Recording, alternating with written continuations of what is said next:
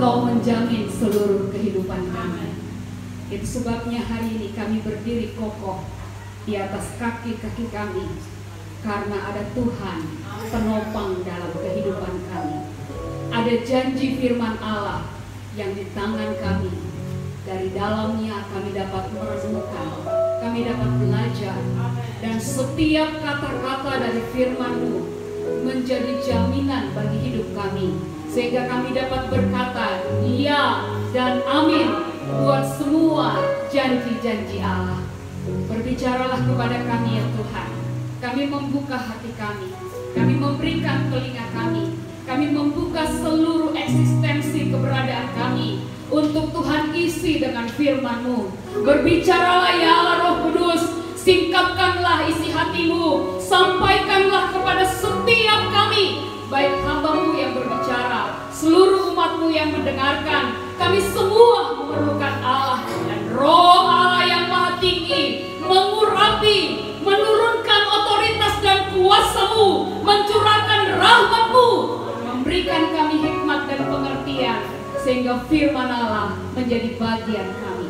Dalam Kristus Yesus firman Allah yang hidup, kami menaklukkan segala kuasa kegelapan yang coba mencuri firman Allah. Dalam nama Yesus, biarlah hanya Engkau yang ditinggikan dan dipermuliakan pagi hari ini. Haleluya. Semuanya siap dengar firman Allah, kita katakan amin. Amin. Silakan duduk kembali.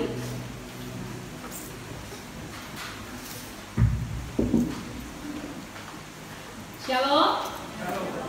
Sekali lagi. Shalom. Puji Tuhan.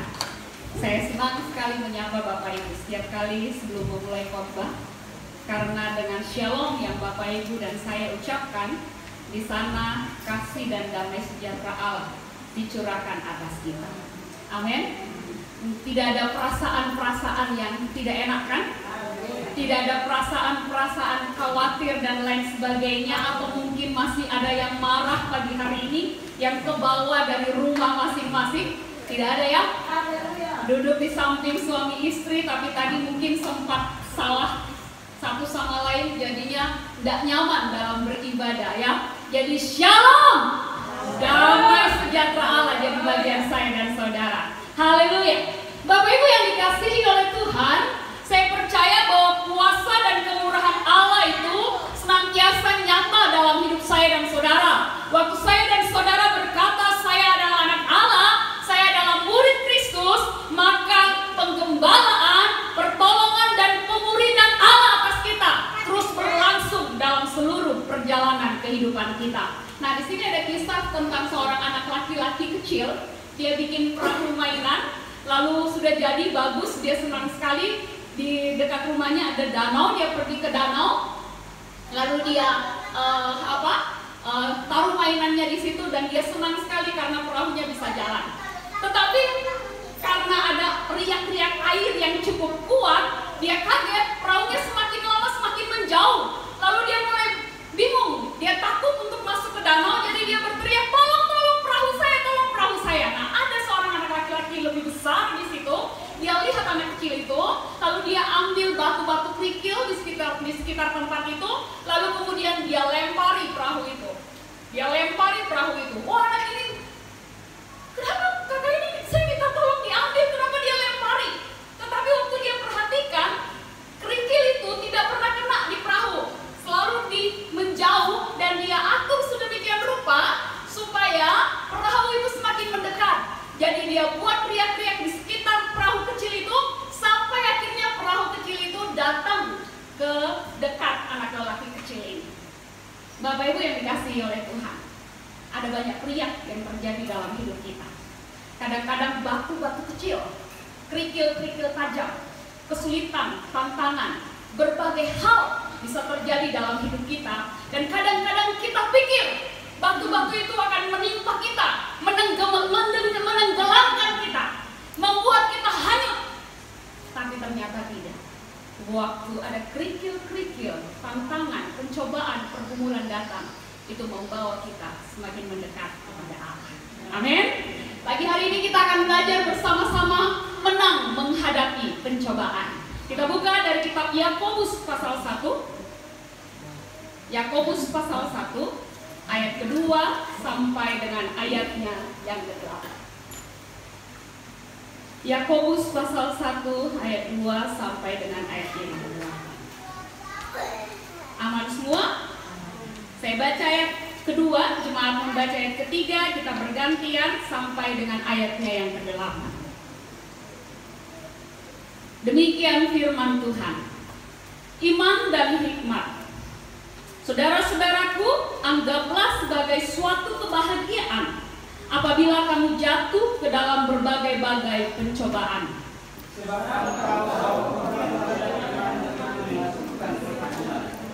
Dan biarkanlah ketekunan itu memperoleh buah yang matang, supaya kamu menjadi sempurna dan utuh dan tak kekurangan suatu apapun.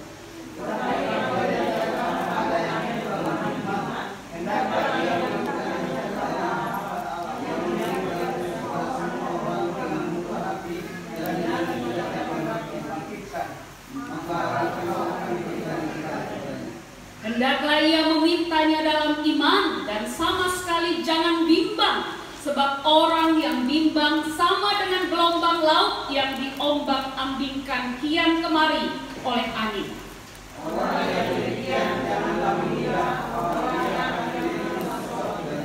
Bersama-sama, sebab orang yang berdua hati tidak akan tenang dalam hidupnya. Terpujilah Tuhan yang mempunyai firman. Saya dan saudara disebut berbahagia waktu kita membaca, merenungkan firman Allah dan menyimpan firman Tuhan itu di dalam hati saya dan saudara. Bapak Ibu yang dikasihi oleh Tuhan, menang terhadap pencobaan.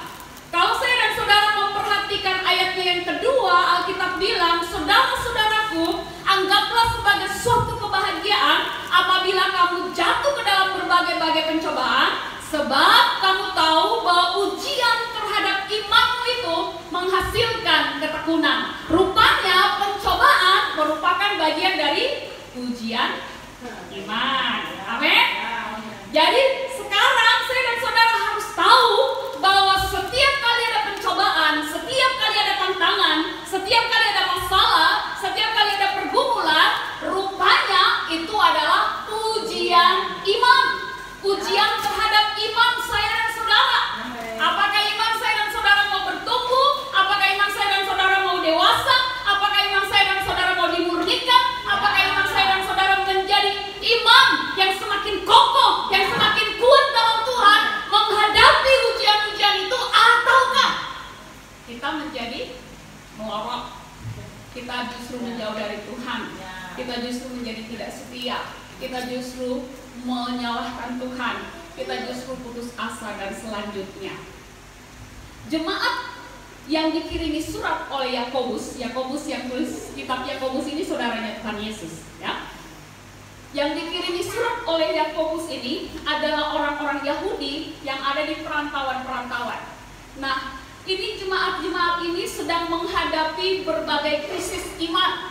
Hati mereka mendua karena doa yang tidak dijawab oleh Tuhan. Saudara perhatikan tadi ayat 6 itu dikatakan mereka nggak dapat jawaban doa karena hati mereka bimbang, hati mereka ragu-ragu, mereka tidak mempercayai Allah dengan sungguh-sungguh.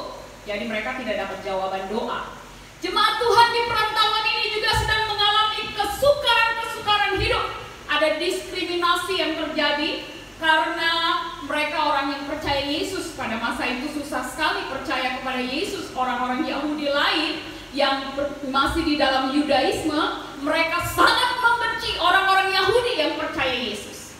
Jadi mereka didiskriminasikan. Mereka mengalami berbagai kesukaran-kesukaran. Mereka seringkali dinilai hanya dari kemampuannya, kekayaannya, atau sesuatu yang ada pada mereka. Mereka miskin, banyak yang kekurangan, banyak yang bangkrut usahanya karena harus pindah dari satu tempat kepada tempat yang lain. Ada juga yang menderita sakit penyakit karena dosa. Ya, jadi ada sakit yang murni sakit, tetapi ada juga sakit yang disebabkan oleh dosa. Mereka juga mengalami ketidakadilan karena upah yang dibayarkan kepada mereka tidak sesuai dengan pekerjaan yang mereka lakukan. Jadi ada banyak hal yang dialami oleh jemaat yang ditulis surat oleh Yakobus ini, dan dia mau supaya jemaat itu berkemenangan dalam menghadapi ujian iman sehingga mereka semakin kuat.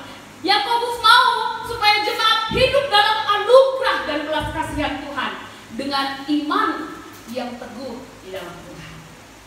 Bapak Ibu yang dikasihi oleh Tuhan, hari ini saya tidak tahu kondisi kita. Kita jemaat Elroy. Kita punya berbagai latar belakang, kita juga punya tantangan, kita juga punya berbagai hal yang terjadi dalam hidup kita sehari-hari. Yang jelas masalah utama kita saat ini adalah COVID-19.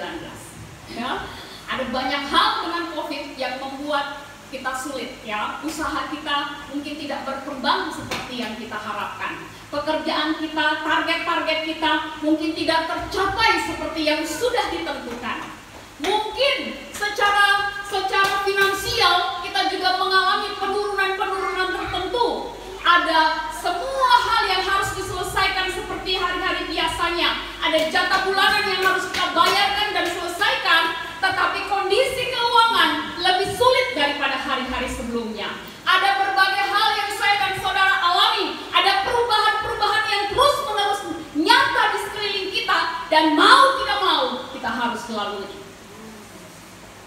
Penulis kitab ini, Yakobus, berkata, saya dan saudara harus menganggap itu sebagai suatu kebahagiaan. Amin.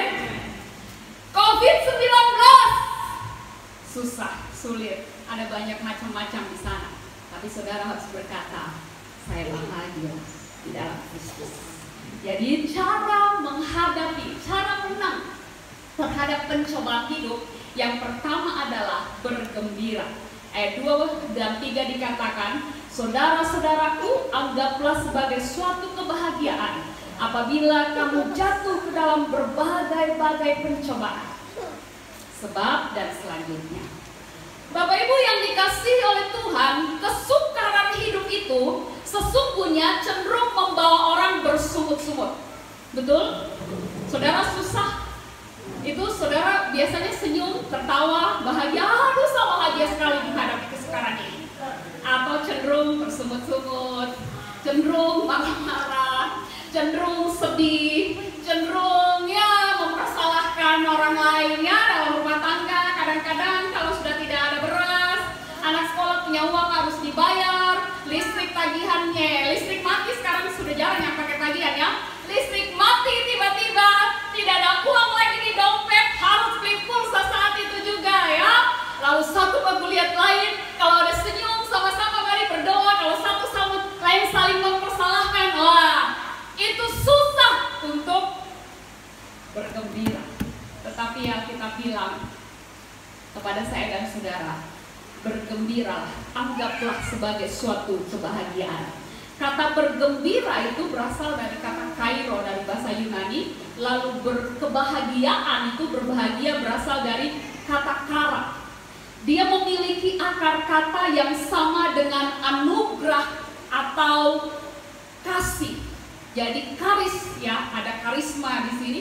Anaknya Bapak siapa? Andres Tiara Pesi. Ya, arti namanya itu anugerah, karis ya. Jadi dalam kesukaran hidup saya dan saudara ada anugerah Allah di sana. Kalau saya dan saudara perhatikan ini, karis itu karya keselamatan di dalam Yesus Kristus. Dan tetapi juga artinya kemurahan hati Allah di dalam Yesus Kristus untuk memenuhi kebutuhan orang percaya, dan pertolongannya akan nyata dalam setiap kehidupan orang percaya melewati berbagai tantangan kehidupan. Amin.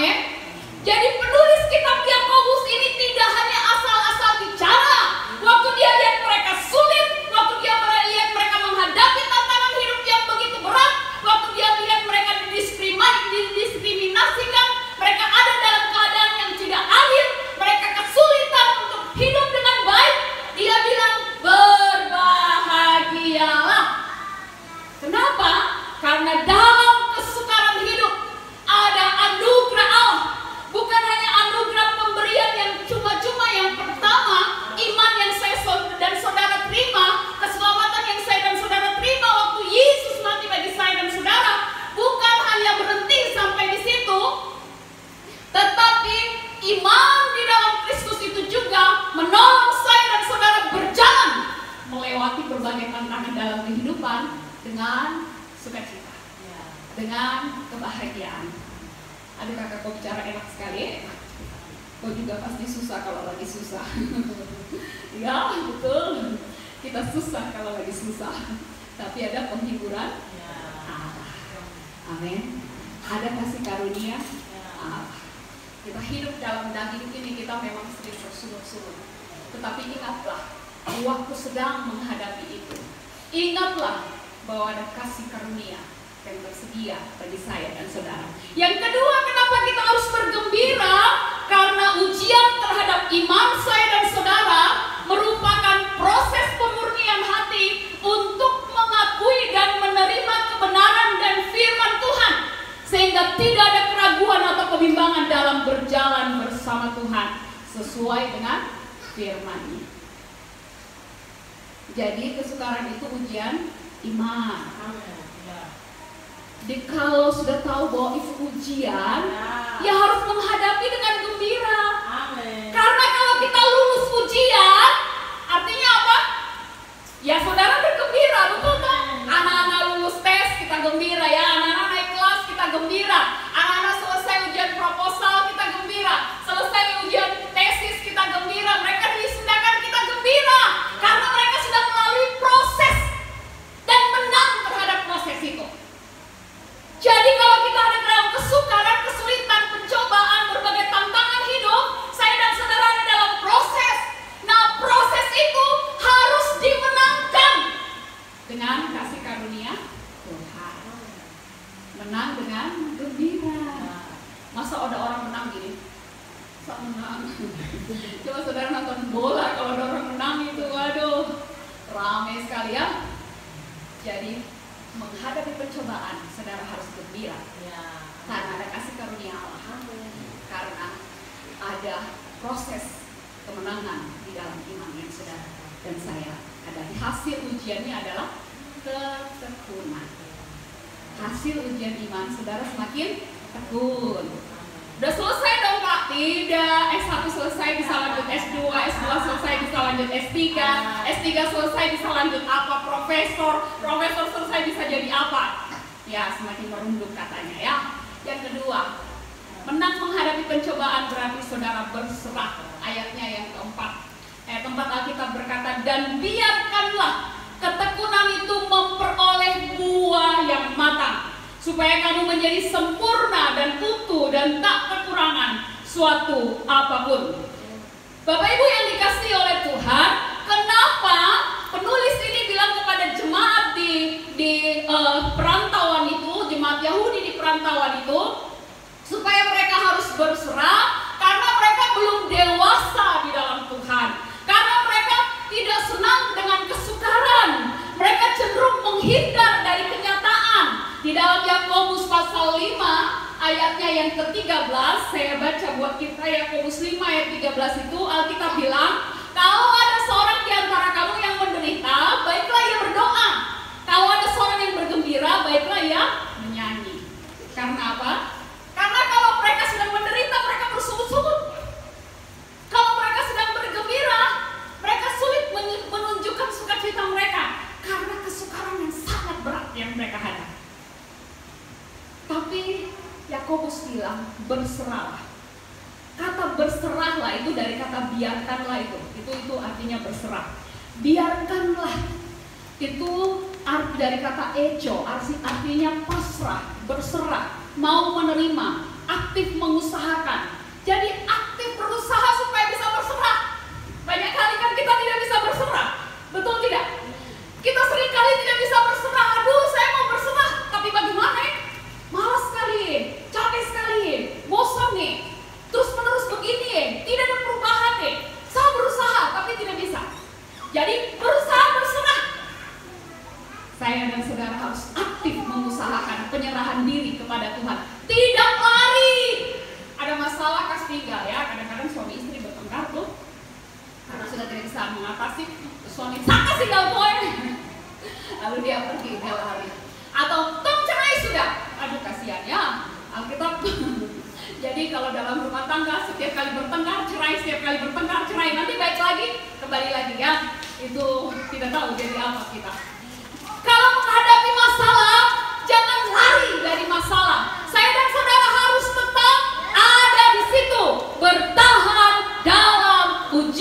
dan iman.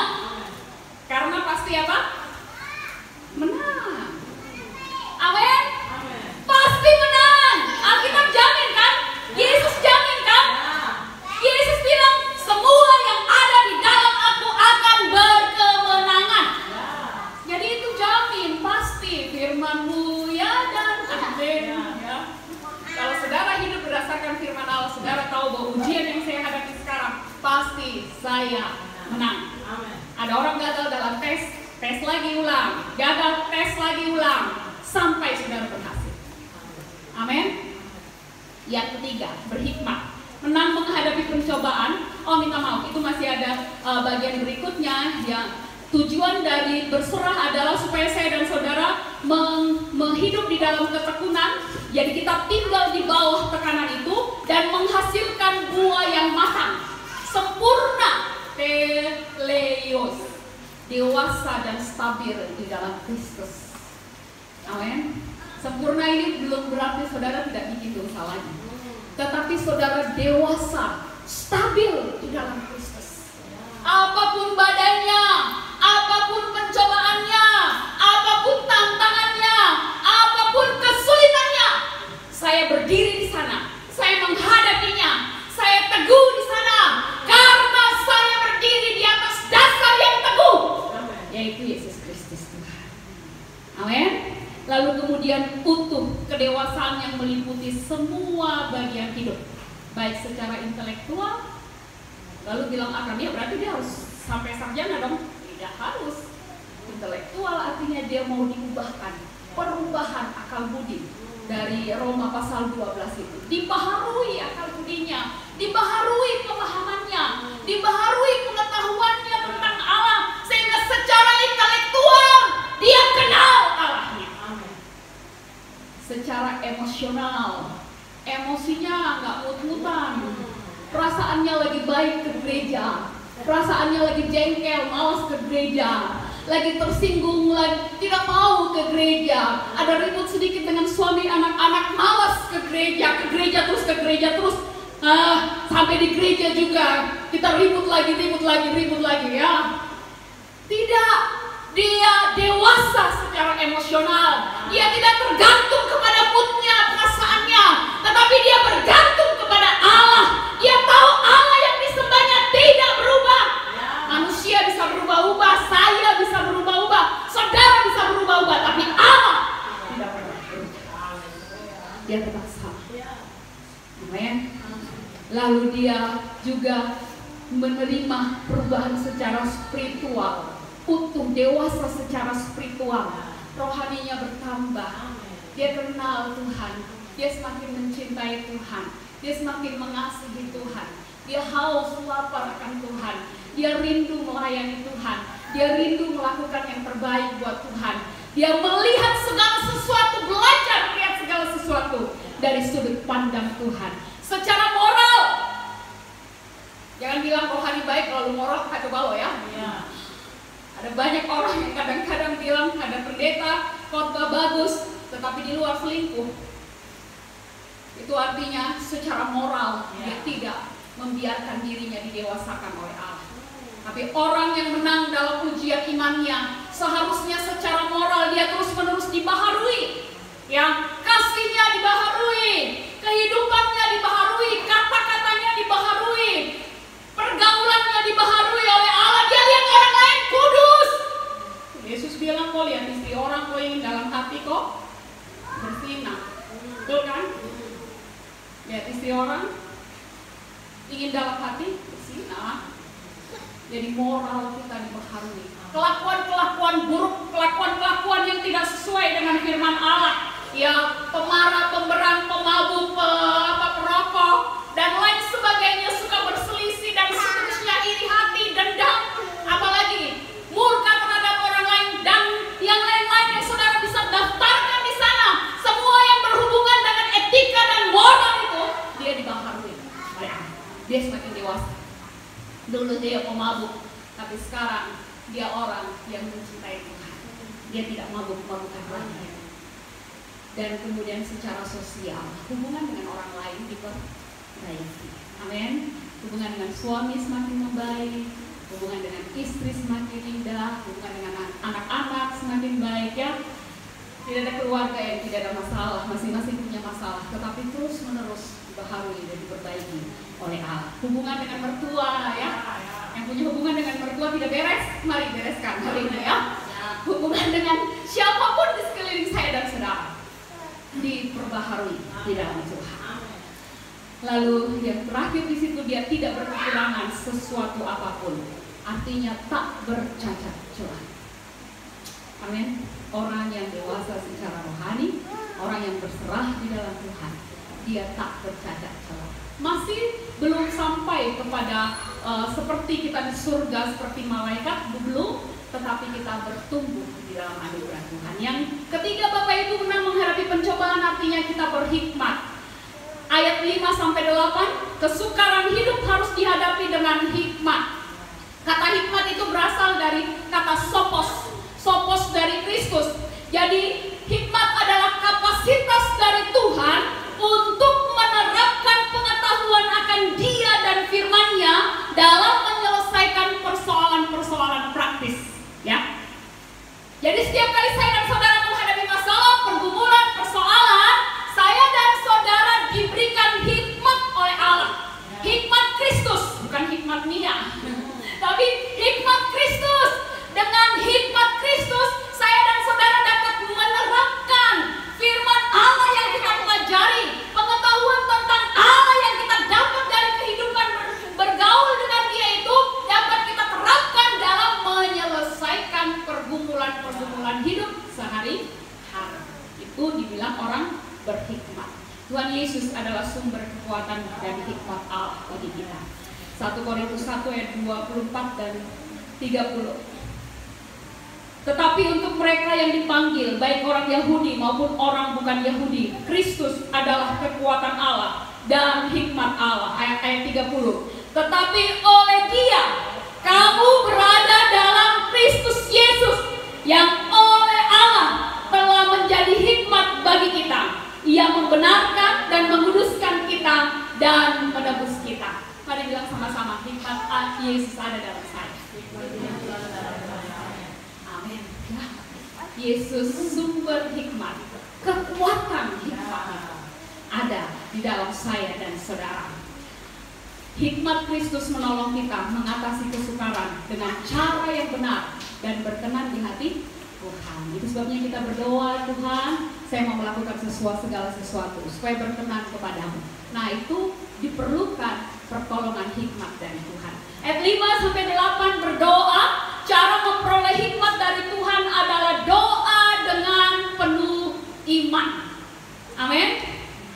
Saya baca ya ayat 5 itu. Tetapi apabila di antara kamu ada yang kekurangan hikmat, hendaklah ia memintanya kepada Tuhan, kepada Allah yang memberikan kepada semua orang dengan murah hati dan tidak membangkit-bangkit, maka hal itu akan diberikan kepadanya. Jadi waktu saya dan saudara menghadapi pencobaan, kita harus meminta hikmat dari Allah, dan Allah sumber segala hikmat itu akan memberikan hikmatnya kepada kita, sehingga saya dan saudara bertumbuh kuat menghadapi pergumulan.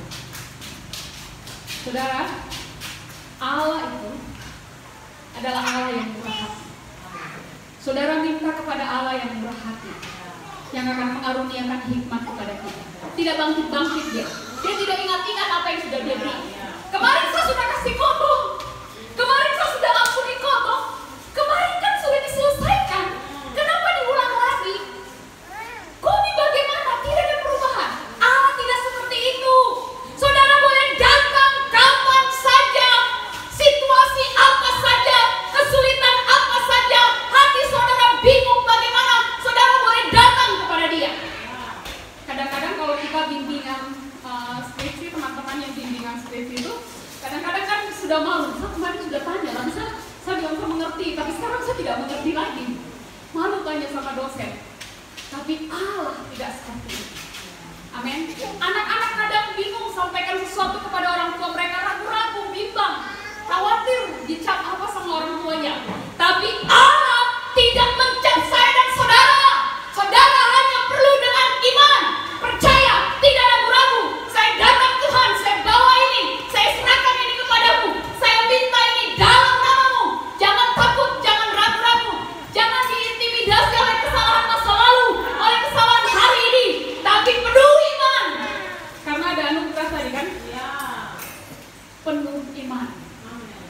berdoalah dengan penuh iman supaya hikmat Allah diberikan bagi saya dan saudara. Berdoalah dengan penuh iman karena Allah yang murah hati akan memberikannya kepada saya dan saudara. Definisi doa kepada Allah yang murah hati. Allah yang murah hati itu seperti ini, saudara. Saya baca ya. Elohim itu bersifat pribadi, sehingga manusia bisa memiliki aku dan engkau dengan dia. Jadi saya dan Allah. Tuhan itu imanen. Dia dekat dengan saya dan saudara, sehingga dia mendengar segala seru doa saya dan saudara. Tuhan itu maha hadir. Dia hadir dalam segala kehadiran, dalam segala situasi, di dalam segala tempat pada saat yang bersamaan. Jadi Tuhan bisa mendengarkan semua doa yang dinaikkan kepadanya. Kalau 100.000 orang berdoa dalam waktu yang sama, dia dengarkan dalam waktu yang sama, dan dia punya kapasitas kuasa untuk menjawab dalam waktu yang sama. Tuhan itu berdaulat. Dia mengendalikan dan mengontrol semua ciptaannya, baik pribadi-pribadi, peristiwa-peristiwa, benda-benda, dan apapun di sekeliling saya dan saudara. Di waktu saudara berdoa dengan keyakinan, maka kedaulatan Allah yang penuh itu akan hadir dan melakukannya seturut dengan kehendaknya. Artinya saudara tidak pernah berdoa dengan sia-sia, karena Allah yang berdaulat mendengar doa saudara. Tuhan itu maha tahu. Amin. Kalau dia maha tahu, berarti dia sempurna dalam pengetahuan, dalam pengertian, dalam pengenalan, dalam pemahaman atas segala sesuatu, termasuk atas pergumulan saya dan saudara, termasuk bagaimana cara mengatasinya, termasuk bagaimana menyelesaikan dan menjawabnya bagi saudara. Amin. Masih mau tidak berdoa? Tuhan itu maha kuasa. Dia sanggup melakukan, menjalankan, mewujudkan dengan sempurna apa yang dia kehendaki bagi saya dan saudara, sehingga dia sanggup memenuhi permintaan saya dan saudara. Dan Tuhan itu mendengarkan dan memperhatikan setiap doa saya dan saudara. Amin. Bapak Ibu yang dikasihi oleh Tuhan, apa yang kurang hari ini? Engkau mungkin bilang pergumulan saya berat sekali. Ibu, masalah saya berat sekali. Saya susah menghadapinya. Mari datang kepada Tuhan.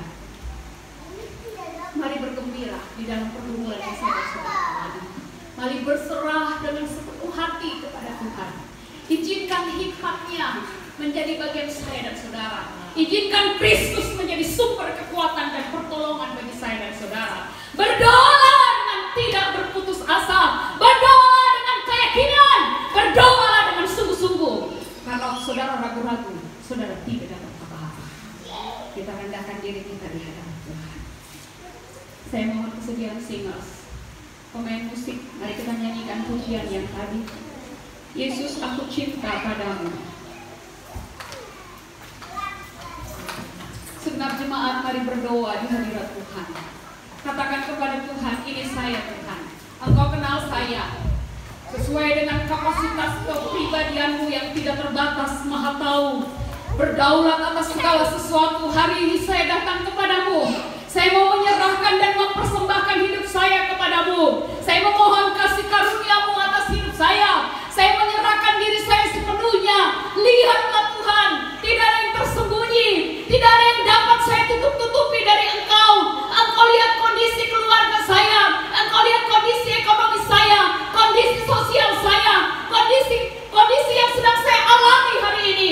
Saya perlu Engkau Tuhan. Katakan kepadanya, berserulah kepadanya, Tuhan, saya mohon anugerah-Mu atas hidup saya. Berkati keluarga saya, berkati suami, istri, anak-anak saya, berkati keluarga besar saya, berkati masa depan anak-anak saya, pekerjaan saya, semua yang saya hadapi hari ini. Katakan kepada Tuhan, saya memerlukan Engkau Tuhan. Yesus, aku cinta padamu. Yesus, aku cinta.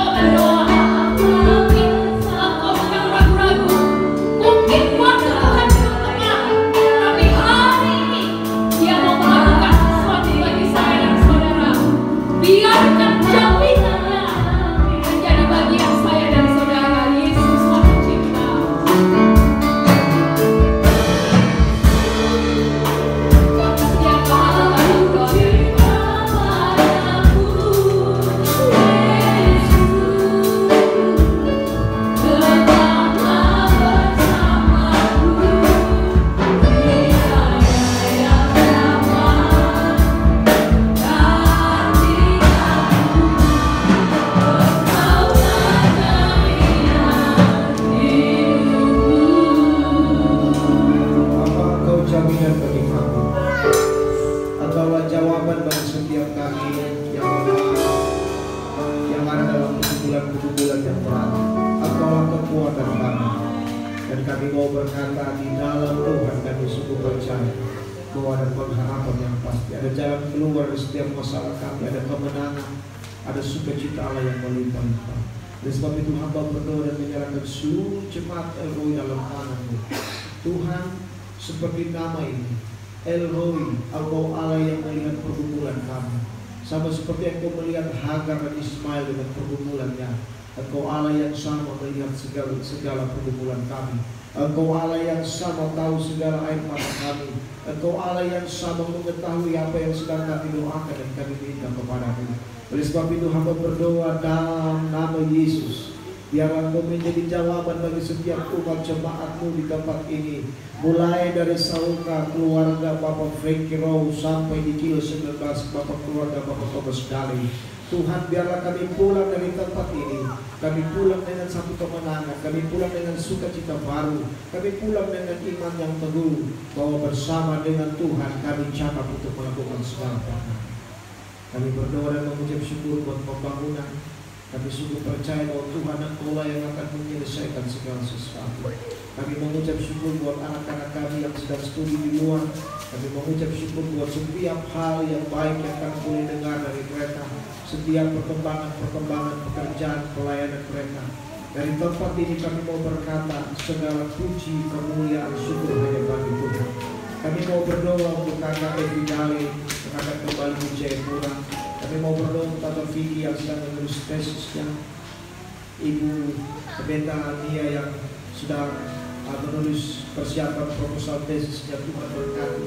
Juga memberkati kakak Dea Felicia Rowe dan kakak Jeffrey Dale dalam persiapan untuk wisuda. Tuhan Engkau berkati. Masih sulit untuk orang tua bisa hadir di sana, tapi kami percaya bahwa tepat pada waktu Tuhan akan membuat segala sesuatu normal kembali. Dan kami mau bersyukur buat apa yang Tuhan kerjakan bagi keluarga-keluarga ini.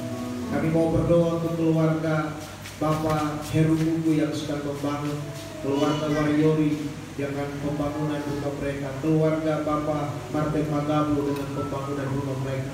Kami juga mau berdoa untuk keluarga Bapak Thomas Dali dengan pembangunan bagian belakang rumah mereka. Tuhan memberkati penimbunan tanah dan semua. Bahkan setiap jemaat yang sedang membangun, kami ingat juga rumah daripada Oma Magda Tuhan yang terus dikerjakan. Tuhan berkati. Ibu ini senantiasa memberikan perpuluhan untuk menyokong pelayanan pembangunan rumah Tuhan, gereja. Kami berdoa dan memberkati hamba-Mu dalam nama Yesus. Dan kami mau menyerahkan seluruh kami dalam tangan Tuhan. Kami percaya Tuhan kami akan diberkati. Kami ingat fondasi rumah daripada Mama Pigai yang juga longsor patah. Tuhan dalam nama Yesus Engkau berkati. Berikan dana biaya untuk semua pekerjaan Tuhan, batu material yang dibutuhkan. Dalam nama Yesus Tuhan Engkau menjadi jawaban bagi hamba-Mu. Kami mau berdoa untuk Indonesia, Tuhan pulihkan. Berdoa untuk Papua dan Papua Barat, secara khusus Kota Sorong. Kami pegang janji firman Tuhan hari ini. Sekalipun tantangan di sekitar kami ada kerikil, ada riak-riak yang mulai kami lihat Tuhan, tapi kami tahu bahwa Allah ada bersama dengan kami. Dan kami mau katakan Sorong diberkati oleh Tuhan, Kabupaten Sorong diberkati oleh Tuhan, Raja Ampat, Sorong Selatan, Aifat, Peminaguan, Ayamaru diberkati oleh Tuhan, Manokwari diberkati oleh Tuhan. Kami mau berkata Kaimana diberkati oleh Tuhan, Fak-Fak diberkati oleh Tuhan. Terima kasih Bapak. Sekali lagi kami mengangkat tangan kami, hamba berdoa dan memberkati seluruh umat jemaat Tuhan yang hadir hari ini. Dalam nama Yesus diberkati oleh Tuhan. Dan biarlah kami pulang dari tempat ini dengan membawa berkat-berkat daripada Tuhan. Haleluya. Mari semua yang percaya katakan sama-sama.